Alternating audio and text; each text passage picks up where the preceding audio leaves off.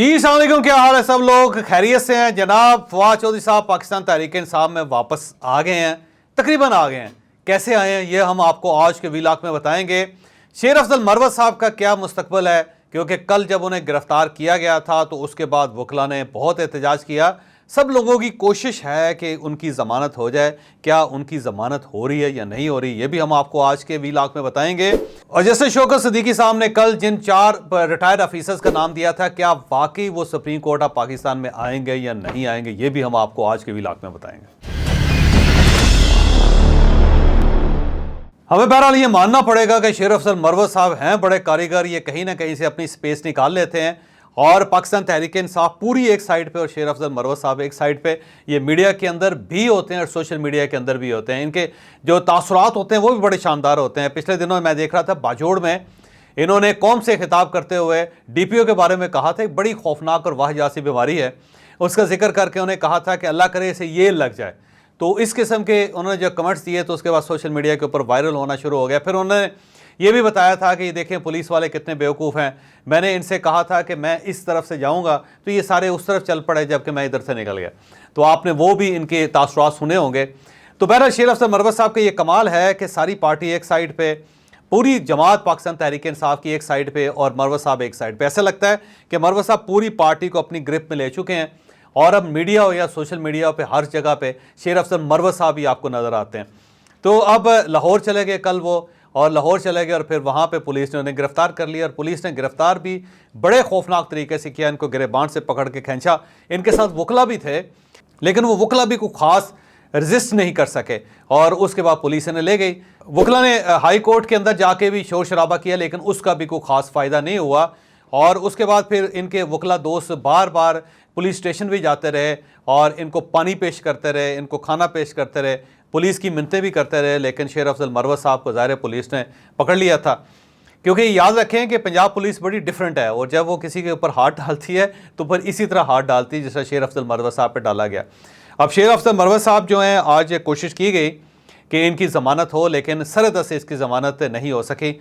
लेकिन अब सवाल ये कि क्या वाकई शेर अफजल मरवत साहब के साथ वही सलूक होगा जो बाकी मुजरमों के साथ हुआ था या बाकी मुलज़मों के साथ हुआ था जो इस वक्त पंजाब की जेलों के अंदर हैं या खैबर पख्तूनख्वा की जेलों के अंदर हैं, या जिसमें असद कैसर साहब का नाम लिया जा सकता है, जिसमें एजाज चौधरी साहब का नाम लिया जा सकता है, जिसमें यास्मीन राशिद साहबा का नाम लिया जा सकता है। क्या इस तरह इनके साथ होगा? मेरा नहीं ख्याल कि इनके साथ ऐसा होगा, क्योंकि एक तो वकील हैं और वकला के मामले में रियासत थोड़ी सी नरम है, रियासत का दिल इस वक्त सरेदस्त नरम है।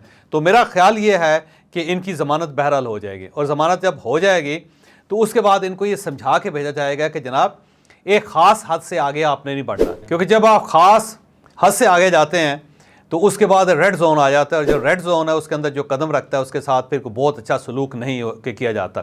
तो मेरा ख्याल है ये जो एक रगड़ा छोटा सा लगा है इनको, इसी से शेर अफजल मरवत साहब समझ आएंगे कि अब मैं उस जगह पे पहुंच चुका हूं कि जिसमें अगर मैंने मज़ीद गलती की तो फिर मेरा रगड़ा ज़्यादा लंबा हो जाएगा। तो अब शेर अफजल मरवत साहब लाहौर से निकलेंगे और फिर उसके बाद सीधे खैबर पख्तूनख्वा में जाएंगे और वहीं पे पार्टी की क़यादत करेंगे और अटक का पुल इसके बाद ये पार नहीं कर सकेंगे। ये मेरी गट फीलिंग भी है, कुछ इंफॉर्मेशन भी है। अब हम आते हैं शौकत सिद्दीकी साहब के केस की तरफ। शौकत सिद्दीकी साहब ने कल सुप्रीम कोर्ट ऑफ पाकिस्तान में 4 एक्स रिटायर्ड ऑफिसर्स का नाम दिया था। उससे पहले जब ये हेयरिंग स्टार्ट हुई तो जब इनके वकील हामिद खान साहब ने जनरल फैज़ हमीद साहब का नाम लिया तो चीफ जस्टिस ऑफ पाकिस्तान ने कहा था कि ये बताएं कि क्या आपने इनको अपने मुकदमे में मुलव्वस किया, क्या आपने इनका नाम मुकदमे के अंदर शामिल किया, अपनी दरख्वास्त के अंदर शामिल किया है। तो हामिद खान साहब ने कहा था नहीं, हमें इसकी इजाज़त नहीं थी। तो फिर चीफ जस्टिस ऑफ पाकिस्तान ने कहा कि अब आपको इजाज़त है, अब आपको किसी की इजाज़त लेने की ज़रूरत नहीं है, तो आप नाम दें और अगर नाम आप नहीं देते तो फिर आप अदालत में इनका जिक्र नहीं कर सकेंगे। तो फिर उसके बाद शौकत सिद्दीकी साहब ने दरख्वास्त में 4 लोगों को नामजद कर दिया, जिसमें जनरल फैज़ हमीद साहब हैं, ब्रिगेडियर इरफान रामे साहब हैं, ब्रिगेडियर फैसल मरवत साहब हैं, ब्रिगेडियर ताहिर वफ़ाई साहब हैं। ये 4 के 4 ऑफिसर जो हैं इस वक्त रिटायर्ड ज़िंदगी गुजार रहे हैं और अपने अपने घरों में हैं। तो जब ये जमा करवाए गए नाम तो सबका ख्याल ये था कि अब चीफ जस्टिस ऑफ पाकिस्तान इनको नोटिस देंगे। तो chief justice of Pakistan definitely notice देंगे, लेकिन अब अगला सवाल ये है कि क्या इन लोगों को अदालत में बुलाया जा सकेगा। मेरा नहीं ख्याल कि इन लोगों को अदालत में बुलाया जा सकता है। और उसकी रीज़न क्या हो सकती है? उसकी रीज़न ये हो सकती है कि अभी एक तो 2 साल इनके पूरे नहीं हुए और 2 साल से पहले इनके खिलाफ किसी किस्म की कार्रवाई नहीं हो सकती, ना ही ये किसी अदालत में पेश होके या किसी पब्लिक फोरम पे पेश होके किसी चीज़ के बारे में कोई जिक्र कर सकते हैं। एक चीज़ तो ये हो सकती है। दूसरी चीज़ ये है कि अफवाज पाकिस्तान या रियासती इदारों ने आज तक इस किस्म का कोई एक्ट होने नहीं दिया, ना ही काबिल कबूल है उन सब के लिए, क्योंकि सबका ख्याल ये है कि अगर ये काम एक बार हो गया तो फिर उसके बाद ये होता चला जाएगा। क्योंकि जब ये इंफॉर्मेशन निकली कि 4 ऑफिसर्स का नाम शौकत अजीज़ सिद्दीकी साहब के केस में आ गया, तो जो रिटायर्ड ऑफिसर्स हैं उनकी तरफ से खासा रद्द-ए-अमल आना शुरू हो गया था और अब तो आप तक सोशल मीडिया पे भी आया, आपने देखा होगा।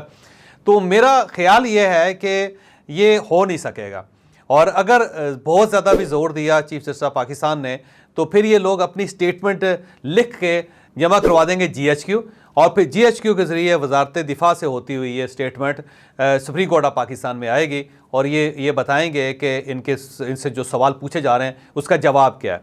तो मेरा नहीं ख्याल कि ये मामला को आगे बढ़ सकता है, क्योंकि अगर ये मामला बढ़ गया तो फिर बहुत सारे पुराने केस खुल जाएंगे जो नहीं चाहेंगे पाकिस्तान के रियासती इदारे के ऐसा मुमकिन हो।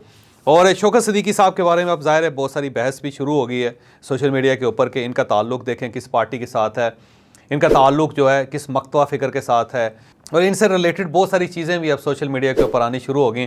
तो मेरा नहीं ख्याल कि ये कोई मामला आगे बढ़ सकेगा। अब देखते हैं कि आने वाले दिनों में क्या होता है। फवाद चौधरी साहब के बारे में इंफॉर्मेशन है कि फवाद चौधरी साहब की इमरान खान साहब के साथ मुलाकात हुई जेल के अंदर। ये इलेक्शन कमीशन की तौहीन का केस था और उसमें इमरान खान साहब भी ज़ाहिर है वहाँ पे मौजूद थे और फिर इनको फवाद चौधरी साहब को भी वहाँ पे लाया गया और फवाद चौधरी साहब बहुत ज़्यादा मगमूम और उदास थे। और इमरान खान साहब का एक ख़ास स्टाइल होता है कि जब वो किसी बंदे को देखते हैं तो कहते हैं हाँ भाई, तो उन्होंने फवाद चौधरी साहब की तरफ देख के कहा हाँ फवाद क्या हाल है, तो फवाद साहब ने थोड़े से झुक के उन्होंने कहा कि जी बस आपके सामने ही है जो हालात हैं। तो उस वक्त वो बहुत ज़्यादा उदास नज़र आ रहे थे फवाद चौधरी साहब। और उसके बाद फिर इमरान खान साहब और उन दोनों के दरमियान कुछ फ़िक्रों का तबादला हुआ और उसके बाद फिर फवाद चौधरी साहब ने कहा जी कि मैं आपको एक किताब रिकमेंड करना चाहता हूँ। तो इमरान खान साहब ने कहा हाँ कहाँ है किताब? उन्होंने कहा मेरे पास है, मैं सर आपको भिजवाता हूँ। तो अब वो किताब जो है वो इमरान खान साहब के पास आएगी और उस किताब में कुछ ना कुछ तो लिखा होगा जो ज़ाहिर है जिसके ज़रिए वो एक पैगाम देंगे फवाद चौधरी साहब। लेकिन मेरा ज़ाती ख्याल ये है कि बहुत सारे लोग दरमियान के अंदर हैं जो इमरान खान साहब को कायल कर रहे हैं कि फवाद चौधरी का कोई कसूर नहीं है, वो मजबूरी में उन्होंने पार्टी से और सियासत से ताइब होने का ऐलान किया था और वो IPPs गए थे। और फवाद चौधरी साहब जो पार्टी के अंदर वापस आ रहे हैं और मेरा ज़ाती ख्याल ये है कि इमरान खान साहब उन्हें टिकट जारी कर देंगे। हो सकता है ये इलेक्शन ना लड़ सकें क्योंकि ज़ाहिर है उस वक्त तक ये डिस्क्वालिफिकेशन इनकी भी हो जाएगी। लेकिन अगर इनकी डिस्क्वालिफिकेशन हुई तो इनकी जो सीट है उस पर फवाद चौधरी साहब की अहलिया हिबा चौधरी साहिबा जो हैं वो इलेक्शन लड़ेंगी। और लेकिन टिकट अब मेरा ख्याल है इस हलके में PTI का फवाद चौधरी साहब को मिल रहा है। और फवाद चौधरी साहब ने ये जो कार्ड खेला है बड़ा दिलचस्प, कि उन्होंने महसूस किया कि मैं इररेलेवेंट सा हो गया हूँ क्योंकि पाकिस्तान तहरीक इंसाफ से मैं निकल चुका हूँ और इस्तेहकाम पाकिस्तान पार्टी मुझे ओन नहीं करती और मैं किसी जगह पे नज़र नहीं आता। तो फिर उन्होंने फ़ैसला किया कि उन्हें कुछ ना कुछ करके जेल में जाके इमरान खान साहब को राज़ी कर लेना चाहिए। तो ये मेरा ख्याल है उनका जो एक प्लान है वो कामयाब होता हुआ नज़र आ रहा है। तो फवाद चौधरी साहब पाकिस्तान तहरीक इंसाफ वापस आ चुके हैं और उनको या उनकी अहलिया को PTI का अगर इलेक्शन होते हैं तो टिकट भी मिल जाएगा।